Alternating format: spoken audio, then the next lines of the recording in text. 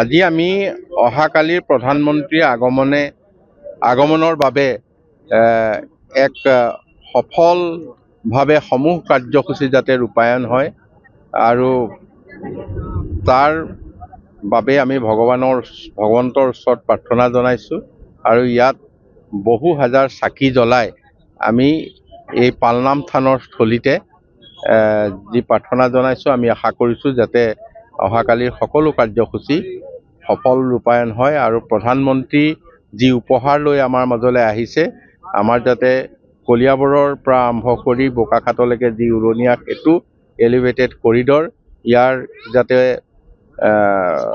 আধাৰশিলাৰ এই অনুষ্ঠানটো সকলো ৰাইজৰ সহযোগত আমি সফল কৰিবৰ বাবে এয়া আজি ভগৱন্তৰ ওচৰত প্ৰাৰ্থনা জনাইছোঁ। তেখেতৰ ইয়ালৈ আহি পোৱা সময়টো হৈছে 10:55। ইয়াতে 12:15 থকা কথা, মানে আমাৰ ইয়াত প্ৰায় 1 ঘণ্টা 20 মিনিট সময় থাকিব।